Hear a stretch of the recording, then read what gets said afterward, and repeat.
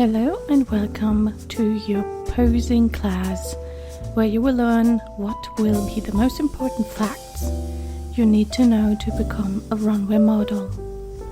I'm Falbala Fairey and I will be your mentor for this video. In this class, we will go through some theory first to give you some basic knowledge of what you need to know and to understand the differences between an AO animation, picture poses, and high fashion posing. When we finish the first theory, we will go through some easy stylings in different themes to show you more visible what it means to use the right poses and the meaning behind them.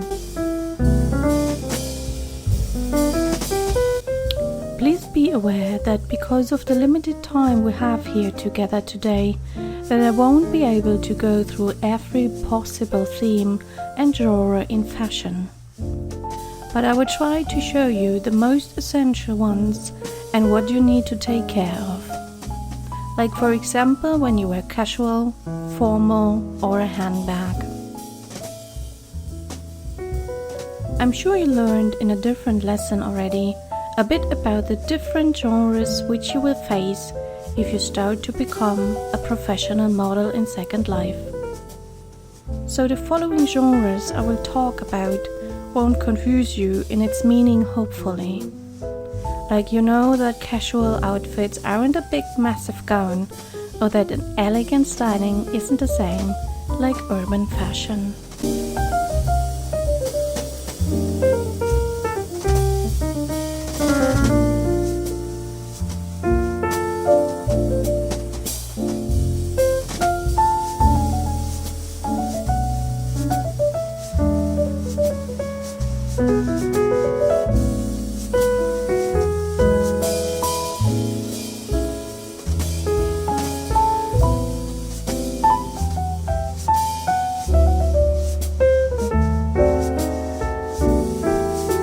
But let's start with the general meaning of a runway pose first. What is a runway pose? A runway pose is very different to your normal AO you use usually in your average SL life. As an AO will move your avatar with an animation on a constant basis, so you look like you are naturally alive. The difficulties with an AO animation is that you won't be able to control your avatar enough to avoid any prim breaks. Prim breaks are meant to be your arms cross your body or your clothes. Your movements aren't showing the styling as pretty as it should be shown because of some animations may be too cheeky or active like a bunny. What we want on a runway is grace, glam, and professional behavior. This includes also our presentation of our poses.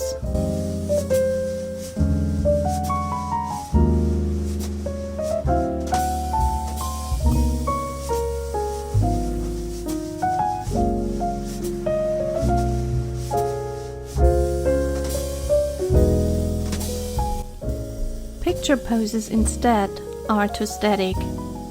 They are the completely opposite of an AO animation, as it will stay very stiff and maybe in positions which aren't meant to be seen on a runway. Like you can see here, the poses are unnaturally. Some are crouched and the transition from one pose to the other is very short and doesn't look like you would do that on a real-life runway at all. If you have difficulties to imagine how a real-life runway looks like, I would suggest you to stop the video here for now and do some research on real-life runway shows in your browser. And I'm not talking about the Victoria's Secret shows right now, where the models do a very more fun walk, rather than the usual runway walks and poses you see on a fashion week, for example. Static poses are more useful for taking pictures than be seen on a runway. Important note here is that you need to learn that not every runway pose who is listed by a designer as a runway pose is one, as not every designer in SL studied modeling like you do at the moment. So it can be that some poses you find in a store get listed as runway poses, but they actually aren't, because they don't fulfill the basic rules. For example, by being too static with a too low transition priority.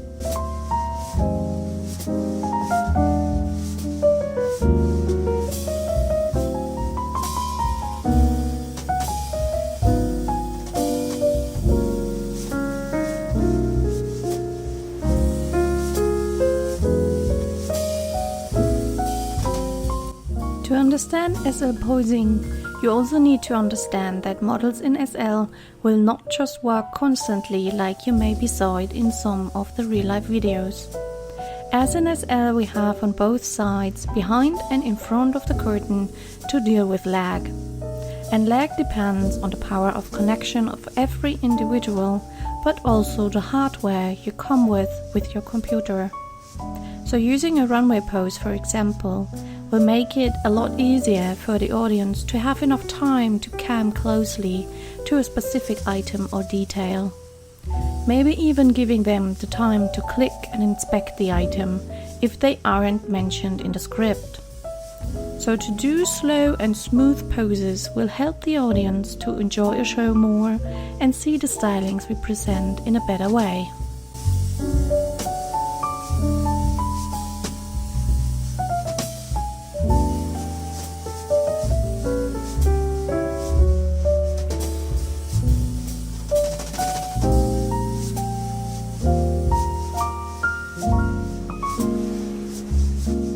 After understanding the basic rules of what a runway pose is in general, let's go further and see on the biggest do's and don'ts you should always keep in mind when you prepare your poses.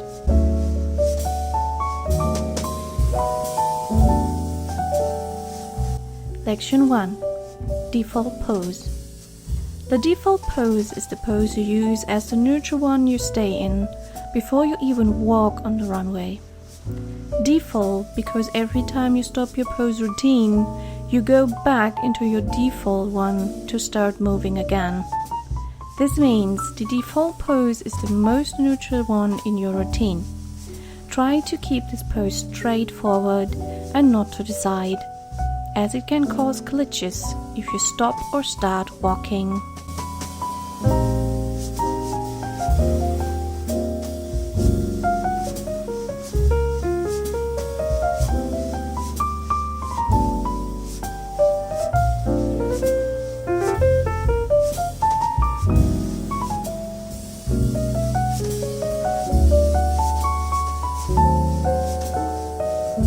Some HUDs these days can turn you into your default automatically if you start to move, but many doesn't, so try to click back into your default before you start walking again. Pose HUDs are very common in the modeling world, like there is the strut HUD, the quick pose HUD, or the balut HUD, for example. Don't use your normal AO HUD, as it won't give you a proper control over your poses and the routine.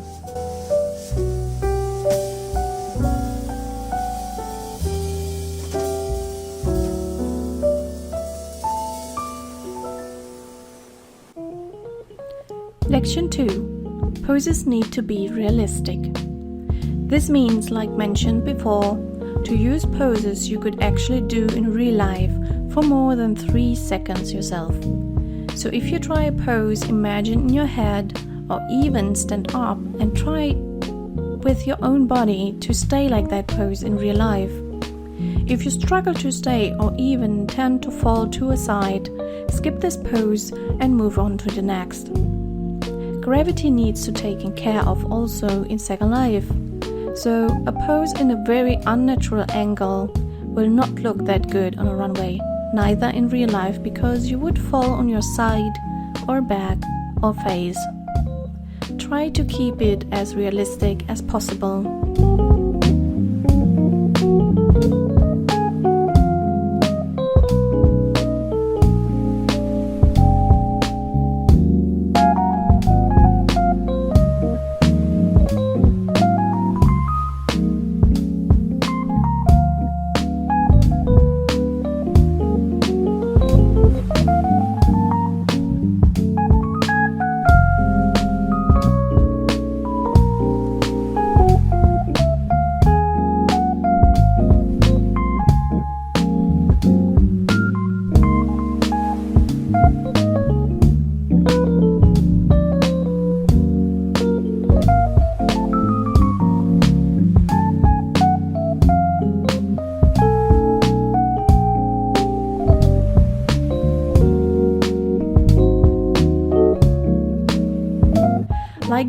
bounce on one leg called flamingo. Poses aren't meant to be on a runway at all. Also not if you want to show shoes. You can point a little down or lift your foot on your tip to bring a shoe in the focus. But don't strike a flamingo pose on a runway, please.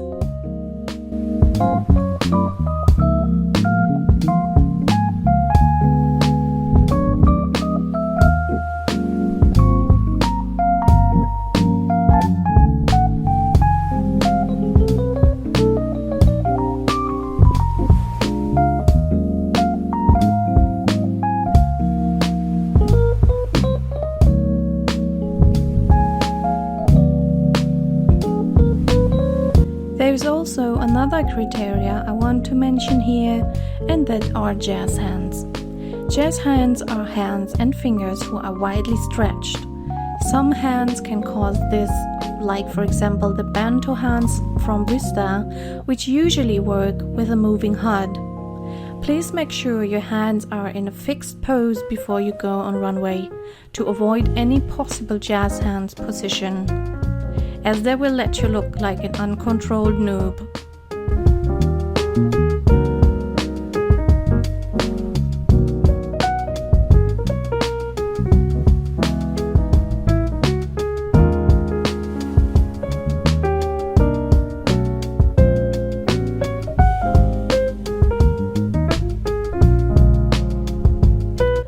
Also very important part are the realistic use of an accessory, like a handbag, umbrella, cane, hat in the hand, pads hold on the arm, etc.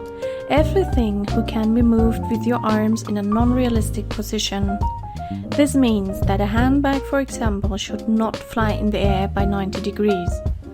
There you should try to find a pose where the handbag is always pointing downwards to the floor, like a normal handbag would do, and move more free with the other arm to avoid looking boring. This counts also for a pad. Don't let a pad tangle upside down from your arm, nor hold a cane up in the air if you don't hold it in the middle. We aren't in a circus.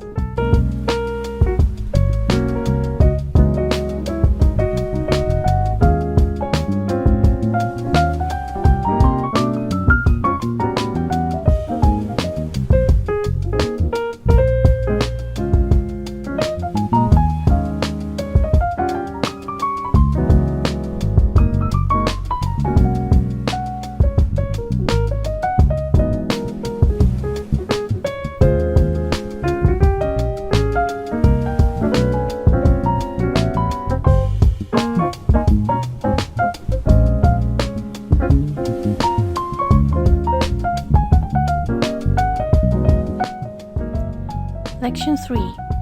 Brim breaks. Avoiding brim breaks means that you use poses which show your items you wear, but also your body in a way where nothing sticks inside your body or clothes. So if you pick your poses, always come around yourself carefully to check if anything sticks inside your body or clothes. Even your tip of your nail shouldn't be inside of the clothing. Same with some hair you can buy.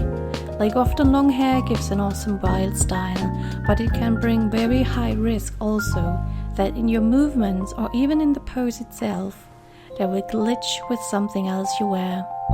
Of course it includes also your jewelry and any other accessory you wear, like handbags, hats, pads, shoes, glasses, etc. Maybe in a show people will be a bit more relaxed with the one or the other brim break, if it's nearly not to see, but you should never get too lazy with it to not taking care of it by laziness. Especially in contests, the judges are very picky by finding these exactly mistakes mentioned above.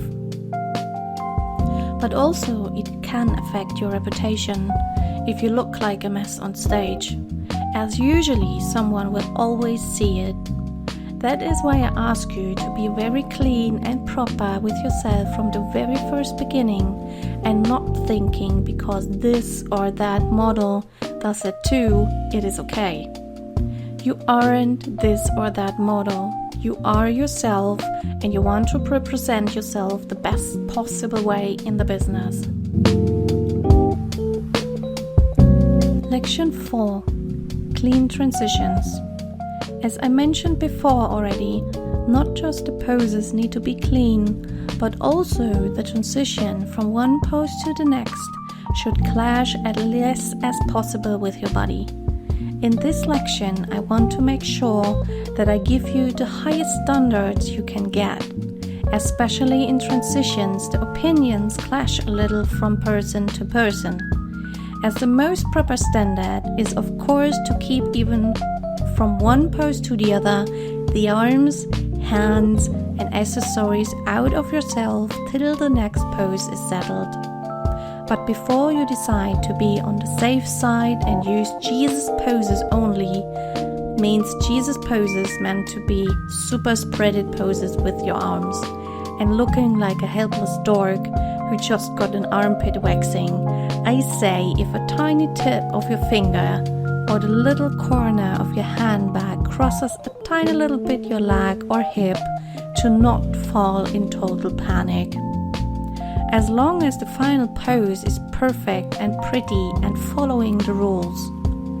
This doesn't mean that your whole arm is allowed to cross your body. Not at all. But let's not be more picky than the Pope, alright? The poses you saw just now were the ones you please don't use. These were the don'ts. But how it should look like instead, you maybe ask. Let me show you a routine, how a clean transition should be and how it will mostly be allowed for a show.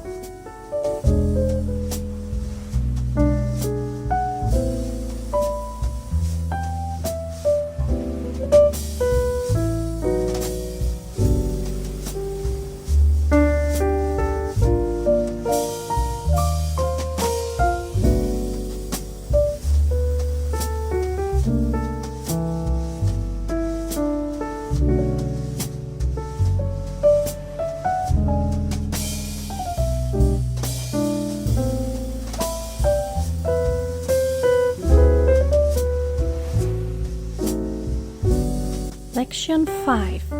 Armpits. There is an older rule to avoid armpit poses, and I agree in, let's say, 80% with it. This means that you don't use poses which show your arms higher than your shoulders. This has a simple reason, because the armpits in SL aren't that pretty, nor does a mesh texture or system, today you call it bomb, texture is made to be stretched that far. So we usually try to avoid this kind of poses. Exception, and that is where my 20% come from, is when you are in a very artistic, avant-garde show and your styling allows you to use this kind of poses. If you decide to pick an armpit pose, always make sure in your mind that these poses are legit for the kind of show you are going to do. Like you can go more editorial if you do a fantasy show or avant-garde. Like I said before, and it doesn't stretch the texture below your arm too much. That would be the only exception, I would say, where it is okay to use this kind of poses. Which means not in a formal gown to raise your arms like in a victory please.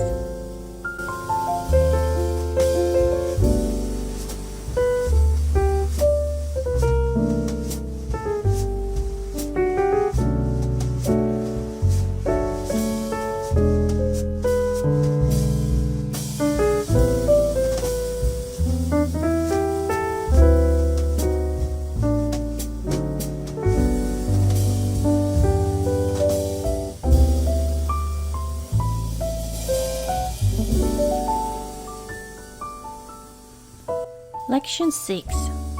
Stretched textures. Like I said in Lection 5 already, we try to avoid stretched textures. This means that you don't just take care of your arms to overstretch the textures of the design you show, but also the ones at your legs and belly. Many forget the textures on your belly and use way too turned poses for the item you wear. The stretched textures on the legs get caused mostly when you use a mermaid skirt or something which is very tight between your legs. To get rid of this glitch, it is always good to have some pencil skirt poses ready. These poses will help you to keep your legs closed but still move your arms enough to not look boring to the audience.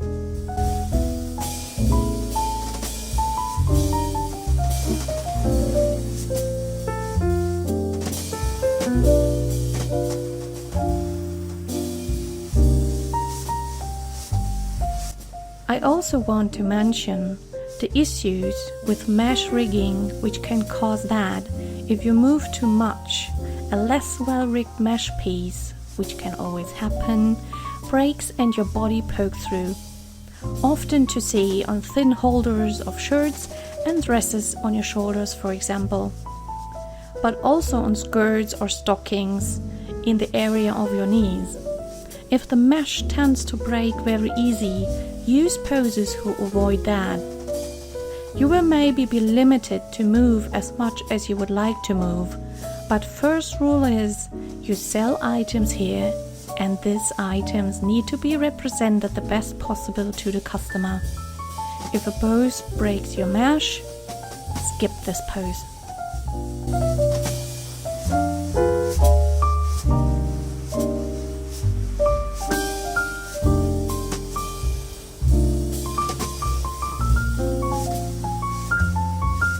Lection 7. Transition times. I get asked often how long a pose should be held.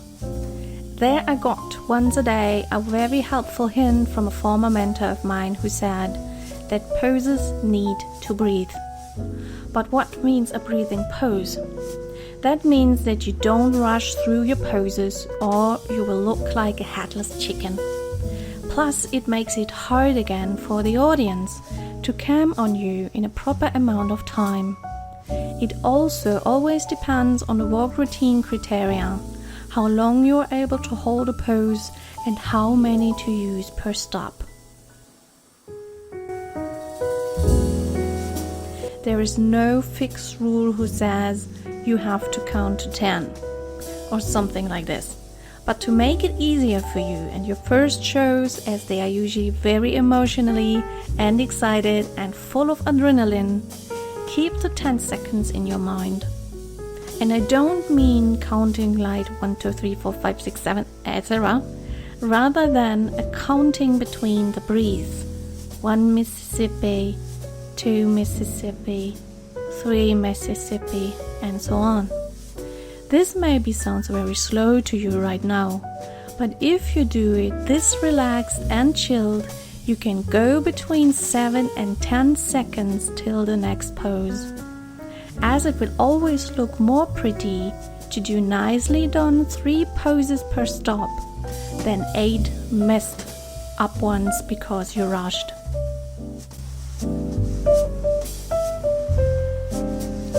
Lection 8. 360s, 180s, aka curtain pose.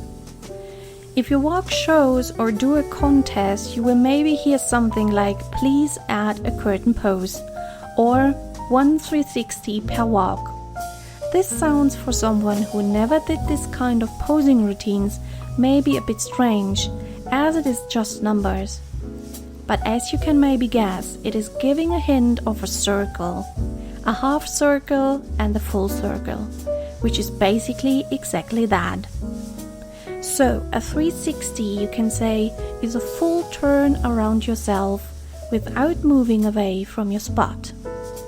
This turn will usually include a minimum of 2 poses, but can go up to maybe 4 poses till you did a nice and full turn. Why we do that? Because it will help you to show your full outfit to the audience without the need to cam around you and maybe be caught by lag and crash. But it also gives your pose routine a nice and flawless look. Important here is that you are in the right timing. as a 316 routine gets played right after each other and no counting between each pose. Here you should take care of the end of each pose to continue right away with the next. But be aware that you don't click too fast through them, as you will maybe glitch with the poses and it will look like a mess. Very important here, circle your poses more than once before you go out on stage to avoid a lag glitch for the audience. This means go through them to let them load into the SIM cache. This way they will look all smooth and pretty. Also, if you do a 360 in just 2 poses, which is the absolute minimum possible to do one, to use poses which are still showing your face towards the audience, or let's say at least still to the side. As doing 2 till 3 poses looking just to the back is like you pose to the wrong direction and is weird. Stay connected to the audience.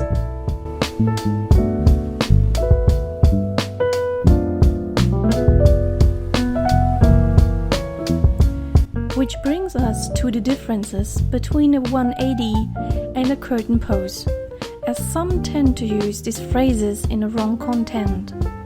A 180 is like you can maybe imagine already the half of a 360, so it is a half circle, basically a turn to your back. But a 180 should be used if you are still on stage without an exit right after. This means if you have a more complicated runway where it is necessary to do a 180 as you have to turn to the audience again, there it should be named as a 180. After this, the normal walk routine will continue. A curtain pose is meant to be the last pose in front of the so-called curtain, which is the part where the backstage area begins and the visible runway ends. After a curtain pose, where the face has to go directly to the audience, the model usually exits. So no further posing after this, just the exit. You will maybe face some agencies where this exactly naming isn't used properly, but you will know from now on how it should be named right.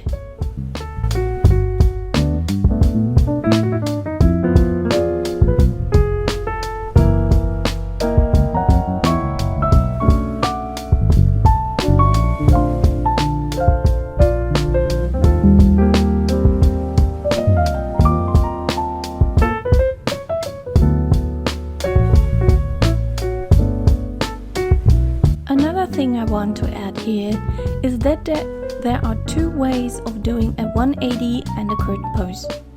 The automatic way, which is basically to pick a pose which is turning you around yourself fully automatic. But there's also the old-fashioned way. Let's call it the old-fashioned way for now, which is a turn manually and then go into a normal front pose like usually. Let me show you the differences. As you can see, the example, the automatic pose, I would just stop walking and turn around to a nice back pose. In the past we did that manually by clicking our avatar or pushing the side arrow a little bit to turn our avatar 180 degrees and then continue posing. Why I tell you that is that you will maybe have a so complicated outfit that no automatic back pose will work on it, and you will be forced to do the manually turn for a normal front pose which is fitting with your outfit. This way you don't need to panic that you can't find the right back pose, if you can also just turn manually and continue. Less stress for you to pick the right poses.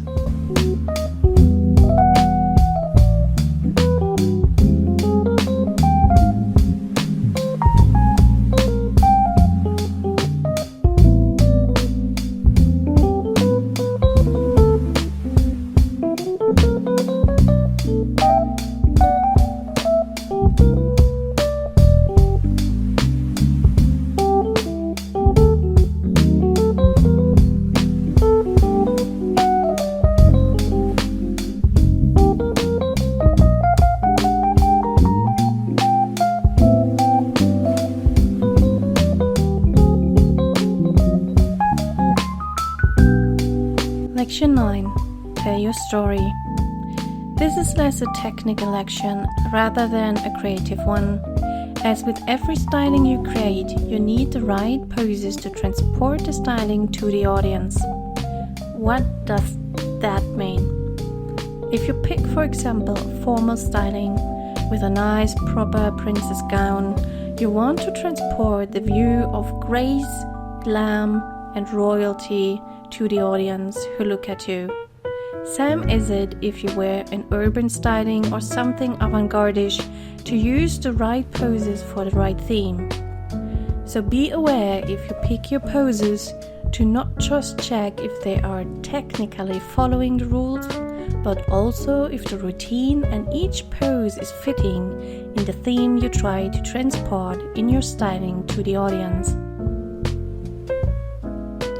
I also want to mention that the poses you pick should have a more natural routine.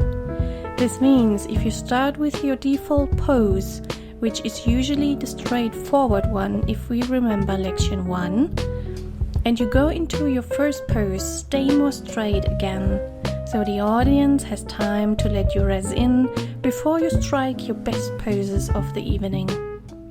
The next poses can have a turn to the left or right, but please don't be like a flight assistant and do a switch from left to right and back to left and right again, or people will maybe think you have an epileptic seizure. If you have to do more than the typical 3 poses routine and you are on one side, use a straight pose between and then move to the other side again. So this way it will look more pretty and professional. Also, what I want to add in this lection is that you should try to do big moves. What I mean with big moves, to show the most professional side on you, try to pick poses who let your avatar move a bit more than visibly an inch at a time. If you use minimalistic movements only, you look like a robot and boring. So try to use poses who let you look like you put some effort in your styling and pose routine. I sometimes hear excuses like, "But I look then like a real-life model." No, you don't look like a real-life model. If you do minimalistic movements, you look like an effortless dork and your audience will fall asleep while you are on the runway. So please don't think minimalistic moving poses are real-life fashion related, because they are not.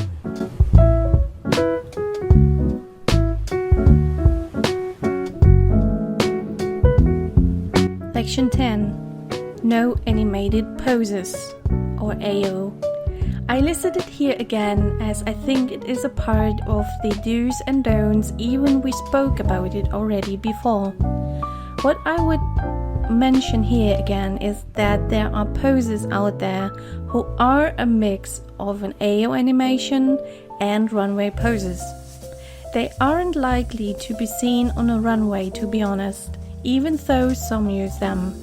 I guess with them I would make sure that the agency you work with is allowing them or not, as some are fine with it and some aren't. So before you use these kind of poses, make sure the agency is allowing them.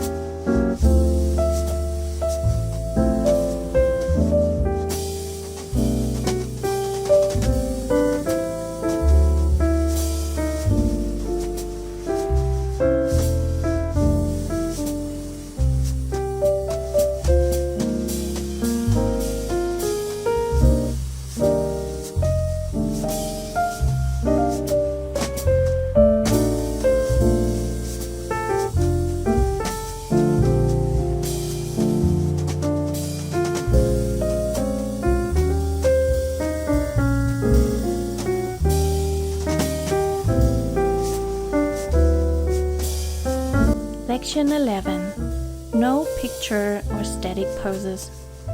About these we spoke also already, but I wanted to list them in here also again. With this said, I think the most important facts about poses and posing is done. And if you keep practicing the selections above, you can become a master in posing routines and do your job as a model who sells creations of designers to the customer in the most proper way possible.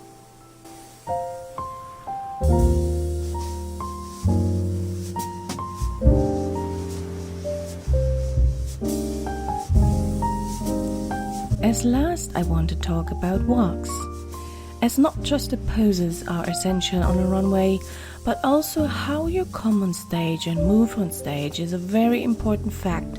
You need to know when and how to use a proper walk. We want, like in posing before, grace, class and elegance on a runway. Even you come on stage in punk or urban, try to keep your walk looking high fashion and not picking your nose or scratching your, well, you know where. Especially for our gentlemen out there, where a walk can tend to do such things if you go through your AOs. I saw in the last years a huge trend into, I call them the broomstick walks, where the model uses a very stiffy walk, which basically looks like she has a broomstick in her butt and can't move naturally. But we said already in the pose section before that we want natural on stage, right? So let's try to do that also in our walks. At least we can say you can find walks in every possible AO animation store out there. It doesn't need to be a specific store who sells runway walks. I know some posing stores did some walks, but you can also use the ones you have in your AO always, as long they fit to your outfit.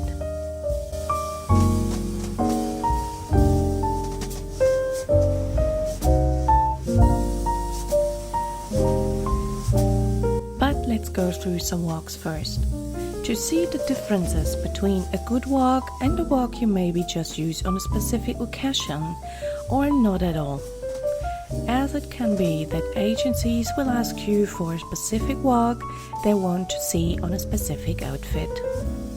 And even you are maybe disagreeing in it to use this exactly walk to your outfit because it wiggles an arm at some point.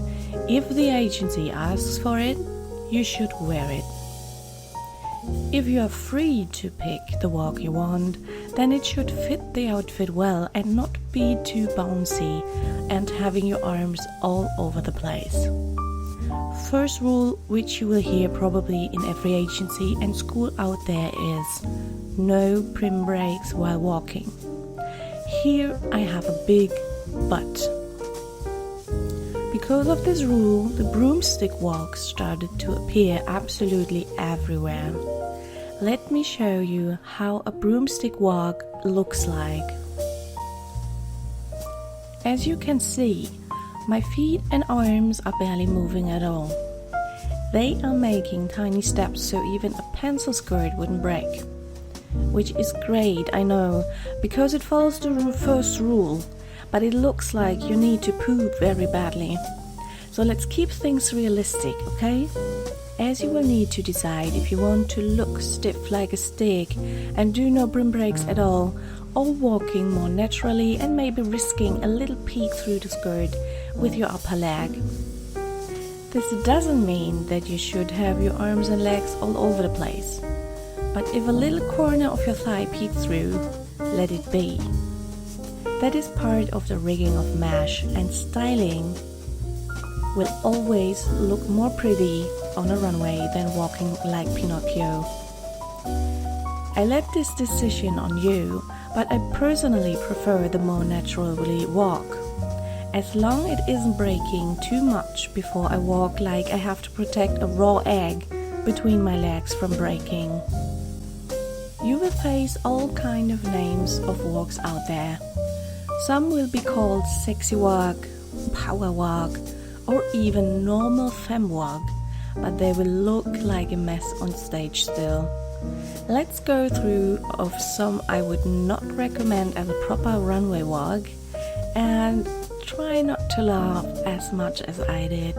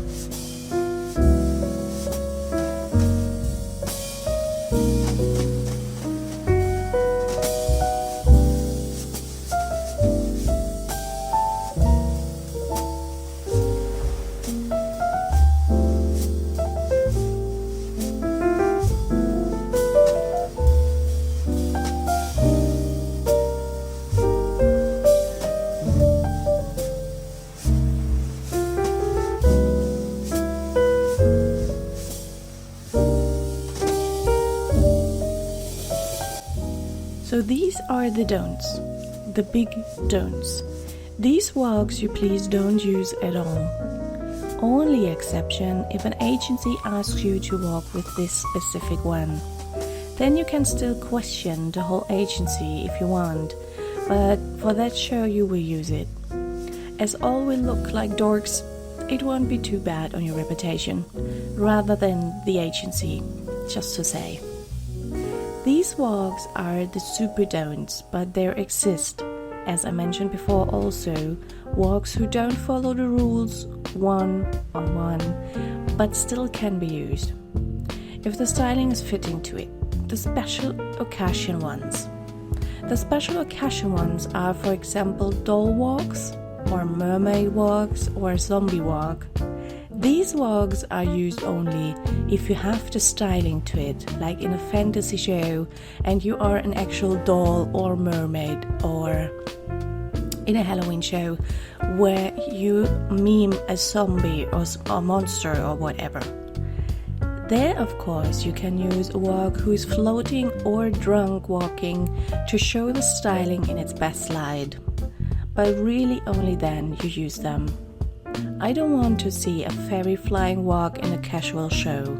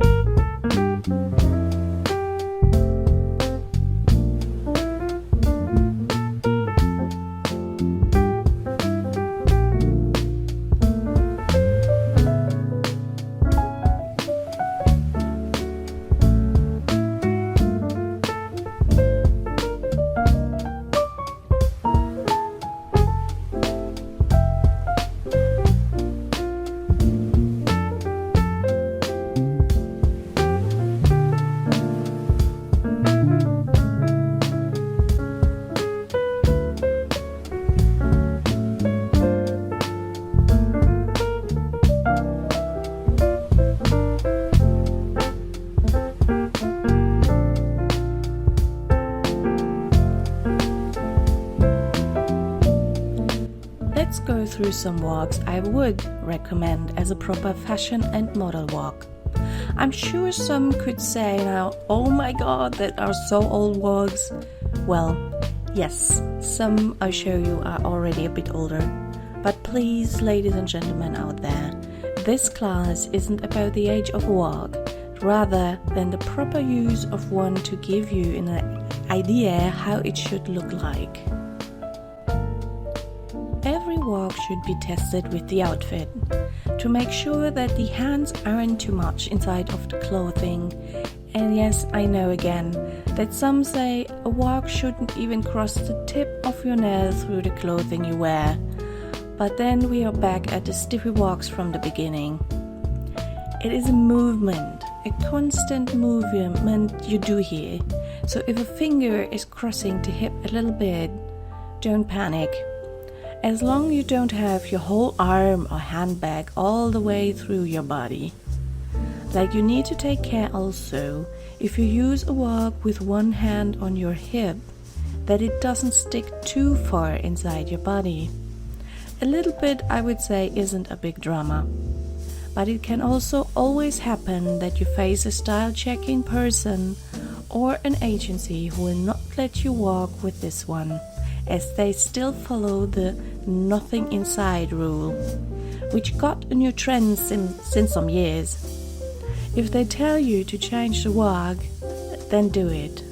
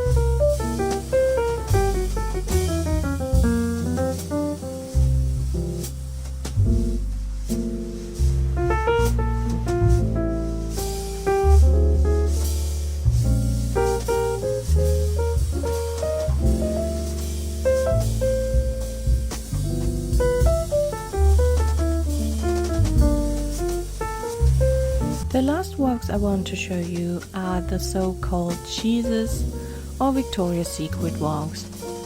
That doesn't mean to be used to a simple casual outfit.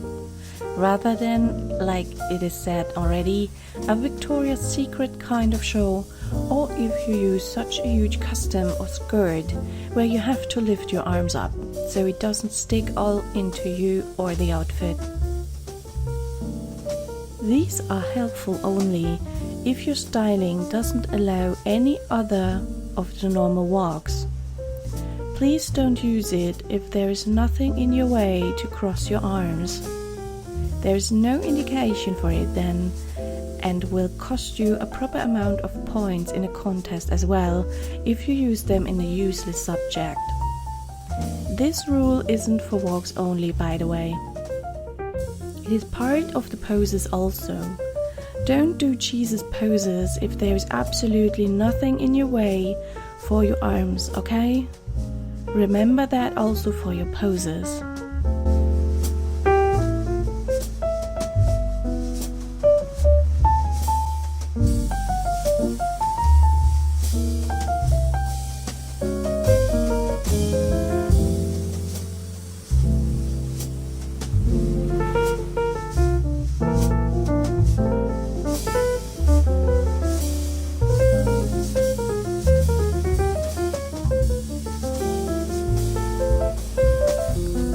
So this is basically what I can tell you about poses and walks, and I hope you can keep some of my teaching in your head and mind for your modeling future. I thank you for taking the time to follow my class, and I wish you all the best and good luck in your future career to become the best model you can be. Should you have any questions after this class, please don't hesitate sending me a note card. In case I won't be online, so nothing will get missing in case of kept IMs. This was Falbala Fairey, and I wish you a great rest of your day. Cheers and bye bye.